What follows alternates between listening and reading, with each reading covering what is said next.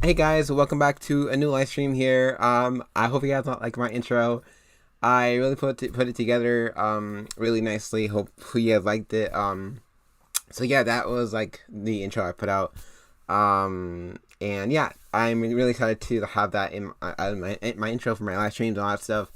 So yeah, so the topic of the video. Oh, first of all, before I even jump into it. If you guys are new, subscribe to my main channel and my backup channel. I've been saying that for like the past like my streams, but if you guys are new, subscribe to both of them, my main channel and backup channel. So if you guys like that, so there's two topics of the video. There's two topics. First one is Bill Gates and how he has pretty much has said it throughout the years that the biggest thing that is going to kill or like pretty much like the next outbreak that is going to kill is going to be the biggest one, I guess, or not the biggest one, but it's gonna kill a lot of people or supposedly whatever. And so I found this video. This is 2015, guys. 2015. 5 years later, we got, you know what, the COVID-19, that stuff. So this is, it's proof that this was planned. This is already planned, but I can't say anything here on YouTube because then they'll mark you for community guidelines strike for misinformation or like medical misinformation or whatever it's called. I don't know. But here we go. I'm not gonna go through all this. Just watch this. When I was a kid, the disaster we worried about most was a nuclear war. That's why we had a barrel like this down in our basement filled with cans of food and water. When the nuclear attack came, we were supposed to go downstairs, hunker down, and eat out of that barrel. Today, the greatest risk of global catastrophe doesn't look like this. Instead, it looks like this. If anything kills over 10 million people in the next few decades, it's most likely to be a highly infectious virus. And what do you think that is? Rather than a war. Quote unquote, right? Not missiles, but microbes. Now, part of the reason for this is that we have invested a huge amount. Like, for example, when it first came out and there was like the numbers, right? The COVID-19 cases of like people being infected and all that stuff. Those numbers, I'm pretty sure that those numbers were exaggerated. Well, I could be wrong, but I think those were exaggerated. They were probably like less than half of that. Right, so a lot of this is like just fear mongering you into taking all this stuff seriously and all this stuff. So has it killed people? I guess yes. The elderly has been impacted by it, but the youth not really. I mean, mentally, yeah. A lot of mentally, we all struggle through it because of the quarantine, the stuff that came out. You know, all that stuff, the lockdowns, all that stuff. Like it was a disaster because mental health, especially for the kids, teenagers. I especially was dealing with a lot of depression back then. But yeah, it was a lot, especially mental health back then. It was affecting a lot of us because we had to go into quarantine and lockdown and all that stuff. And yeah, back then it was just crazy. But yeah, in nuclear deterrence, but we've actually invested very little in a system to stop an epidemic. We're not ready for the next epidemic. Let's look at Ebola. I'm sure all of you read about it in the newspaper. Lots of tough challenges. I followed it carefully through the case analysis tools we use to track polio eradication. And as you look at what went on, the problem wasn't that there was a system that didn't work well enough. The problem was that we didn't have a system at all. In fact, there are some pretty obvious key missing pieces. We didn't have a group of epidemiologists ready to go who would have gone, seen what the disease was, see how far it had spread, The case reports came in on paper. It was very delayed before they were put online, and they were extremely inaccurate. Sorry, my dog. We didn't have a medical team ready to go. We didn't have a way of preparing people. Now, Médecins Sans Frontières did a great job orchestrating volunteers, but even so, we were far slower than we should have been getting the thousands of workers into these countries. And a large epidemic would require us to have hundreds of thousands of workers. There was no one there to look at treatment. So it's very interesting that, like, all this stuff that, like, we're not ready for the next pandemic or all this stuff. I mean, who is? Like this all is just exaggerated, pretty much. Like this big thing that's coming up, like we're not ready for it. It's gonna kill like millions of people. Like it's just exaggerating to be honest. And this is 2015. Like I said, yeah, 2015. You see it right here. And 5 years later, boom. What did it hit? What did it hit us with? Approaches. It's all predictive programming. It's all fear mongering, all that stuff. No one to look at the diagnostics. But I can't say anything, right? I can't say anything on YouTube. It's no one to figure out. I'm the bad guy. I'm the one who should be like censored because like I'm misinforming people, whatever. What tools should be used? As an example, we could have taken the blood of survivors, processed it, and put that plasma back in people to protect them. But anyway, that's it. There's one more, especially this one. I want to go over. This is like a minute and a half, whatever. But I especially want to go over this one because this is 2018.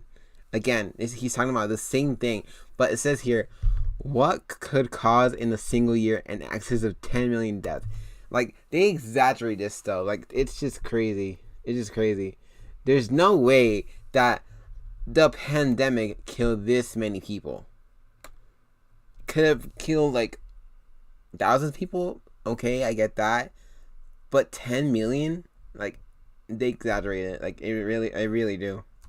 Of all the things that are out there, what could cause an excess in a single year of 10 million deaths? Now, clearly a big war could, and a pandemic, natural or... So a big war. So right now we're at the brink of World War III, right? I think we are, for years we've been saying that we're at the brink, we're at the verge of World War III, where like there's Russia, like I said in the last stream, Russia, Ukraine, Iran, United States with Russia and all that stuff. Like this is like pretty much we're at the brink of World War III, and we've been saying that for years. It's gonna happen sooner or later. It's not a matter if, it's a matter when. It's just but so he's saying here. What's what he's saying? 10 million deaths. Now, clearly a big war. So a big war could and wipe a significant amount of people out. Right, so I mean a big war. Okay, understandable. I understand that, but pandemic. He's what he's saying here. Pandemic, natural or created by bioterror. Bioterror. Okay. The natural pandemic, the last gigantic one, was 100 years ago. We are healthier today, but the speed of travel and therefore the speed of global spread that works against us. But in some ways, the bioterror thing scares me the most. All it takes is one small terrorism group. Those groups have used things like anthrax that are non-human transmissible, and as yet, thank goodness, they've never been able to build or get their hands on a nuclear weapon. Are you nervous about your own life and what could happen? This thing will get a lot of countries before it gets to the U.S., but even the U.S. has to think about its global health security. He knew about this, that COV whatever was coming. He knew that. He was saying, he was talking about it before 2020 or before 2019. He was saying even 2018, 2015. Like, it's predictive programming. It's they're telling you the truth, but it's crazy. The government thing. They're telling you the truth, just like Elon Musk with the AI. He's telling you the truth, but like they're putting it out there that it's gonna happen, whatever, and all that stuff. But we're still doing it. Like, it's just like. Yeah, it's crazy. To decide, okay, this is a problem. How do you move resources around? How do you allocate the scarce supplies? When an epidemic hits, governments having been prepared in advance and going through simulations, that will help them make the decisions that are only in their hands. That's crazy, guys. It's crazy. They know. Like, these governments and big agencies, federal agencies, and all that stuff, and even Bill Gates and these puppets know. They know what's coming because they've been told, because they're puppets.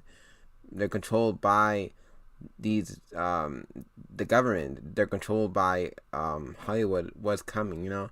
So it's crazy how they're being told this, but like they're not telling you how to be prepared or other stuff. Like it's like, yeah, they're telling you, but they don't tell you like how to be prepared. Like it's just crazy. I don't know. Oh goodness. All right. So the next topic, which is the topic of the video, topic of the live stream, sorry, is the royal family. Sorry. 1 second.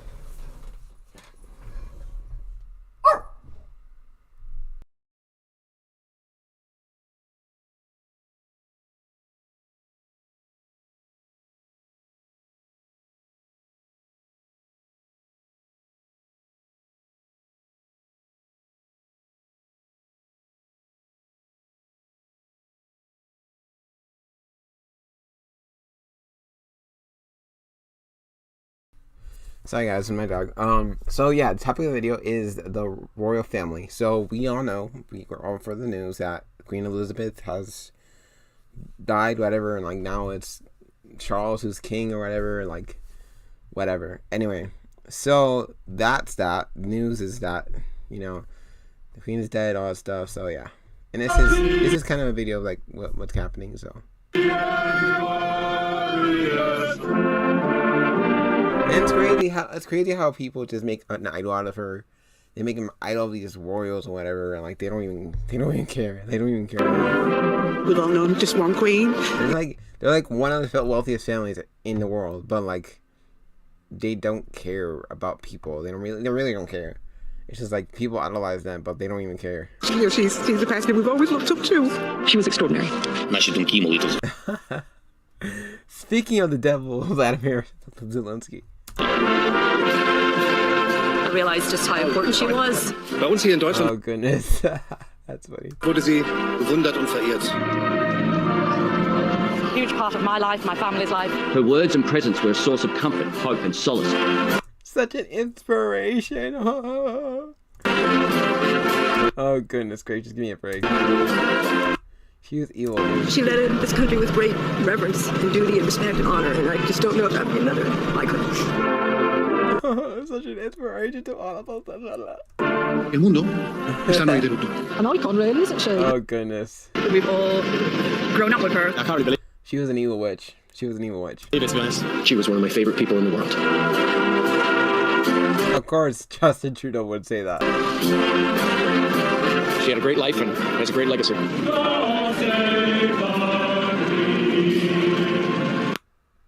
Oh my goodness. Okay. Whatever.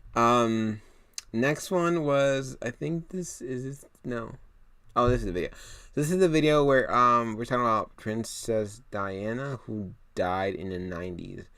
So this is the video I found, and we all know that Princess Diana, whatever, quote unquote, died in a car accident. But if you go beyond that, you realize that it was not a car accident. It wasn't an accident at all. It was a murder. Someone, one of the royal family members, like probably, how do you say it? Took a hit, set her up to be killed. Whatever you're going to say. I don't know how to say it. Is that how you say it? Set up to be killed. I guess how you say it. Or got her set up. Whatever. The death of Diana, I don't know what I'm saying, sorry. Had an impact that was felt across the world. For many, the idea that so many people idolize this person. It's insane. It's insane. she could have been killed in an accident seemed impossible. Immediately, Those screaming images. rumours began to grow that there had to be more to it. There had to be a conspiracy. Because conspiracy thinking and theorizing is about the idea that everything is connected and everything has a meaning, major figures can't die from trivial events. They have to die because some major causal mechanism has to be in play. But it wasn't just conspiracy theorists who began to have suspicions that something wasn't quite right about Diana's death. Michael Mansfield, the barrister famous for taking on high-profile cases such as... It's not really a conspiracy theory if you really think about it. Like, it's not... I mean, if you look it up, like, Princess Diana, I think she wrote a letter that she was set up. She knew that she was supposedly going to be in a quote-unquote accident, but they're going to set her up to get her killed or whatever. So, death letter, I think it's called. Oops. Yeah, I think that's what it's called. Oh, right here. Where is it? Oh my goodness. Whatever. Where else right here? No. Where's the letter? You can't really read it, but yeah, it's conspiracy theories surrounding tragic death incident. A conspiracy theory that like, oh, they always call it conspiracy theories. They're not really conspiracy theories. Actually looking into it. Anyway, yeah, it's a letter she wrote, and then I don't know. I think in that letter she said that she knew that she was gonna be set up to be killed or something like that. I'm not. I think it's this one. I don't know. Somewhere here you can't really read it. It's like, for me, like it's like scribble or like chicken scrap. I don't know. You can't really read it for me, but like, yeah, that's what she's pretty much said in there. Where was I? Here. The Birmingham Six has reviewed the facts around Diana's death. He believes the inquiry verdict that it was an accident was wrong. I couldn't believe it. In fact, I didn't believe it. I thought, wait a minute, this can't be an accident. How can this be an accident? Others have gone much further. For them, Diana's death was murder. Alan Power is an author who has written extensively on the case. Diana Spencer had very powerful enemies that were able to kill her. So our people's princess was brutally murdered by these forces to protect their own position. Yeah. And frankly, that's just not acceptable. Yeah, I believe that. The seeds for this conspiracy theory were laid in 1981, when a then unknown 19-year-old Lady Diana Spencer first hit the headlines. I think there was huge pressures then on Prince of Wales, eminently suitable girl he'd known since she was a tot. Within a decade, she was pretty. I feel like she was pretty much forced to marry him, to be honest, because I don't think she wanted to be honest. I don't think she wanted to marry him, but I don't know. I feel like either her parents like forced him on her or whatever. I feel like they were even like, I feel like I had the impression she was forced to marry him because whatever. The shy teenager had grown into her role as wife of the future King of England and had become a confident, independent woman. A woman who many believe was now railing against the firm and becoming a danger to the British monarchy. She was by far and away the most famous royal person. Yeah, I really don't think she was like, she really wanted to be queen, and she broke pretty much all the rules that they set up for her to follow.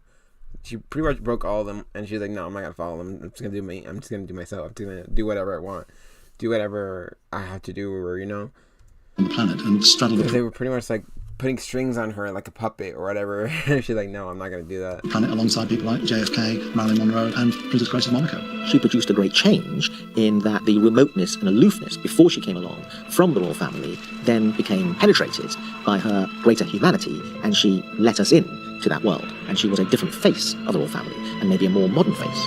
But it was a modern face that was prepared to break all the old rules. Just how far Diana was prepared to push against the royal family was demonstrated in early 1991, just 10 years after her marriage, when a package of cassette tapes landed on Andrew Morton's desk. On them was Diana's voice, and the revelation she made blew the royal family apart.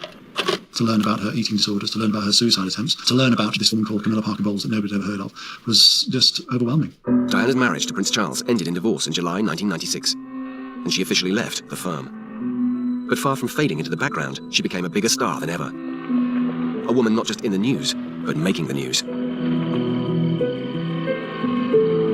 One of the things was the landmines campaign that she spearheaded in a way by actually going to places where others feared to physically tread. In January 1997, 8 months before her death, Diana made a highly publicised visit to Angola, calling for an international ban on landmines.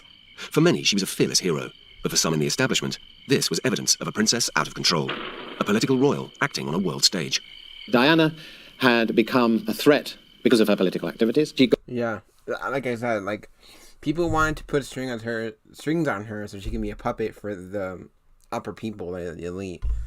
But she didn't want to. She was breaking all the rules, and that's what infuriated like pretty much the higher ups, and like that. I'm pretty sure that's why they set her out to be killed. Sorry. Got herself involved in things which I have no doubt at all upset the establishment. That's what I'm saying. If you think deep, if you go deep into this, like this is not an accident for sure. Like and even says in the next video over, or not this one. Sorry. There's a video that says that she was actually alive in the car, and they took her out of the car, and because she was still alive. I think she was a little bit injured, but she was alive. But then they took her into the ambulance, and she was still alive.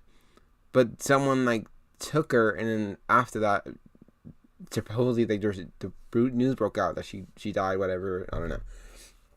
There's a video about that. I think I just saw it. I'm not too sure where it is, but it says that she was in that when she was still alive, and that for some reason, I guess something happened that she died. But I'm pretty sure it was a sacrifice. To be honest, I'm not. I can't say. I can't like.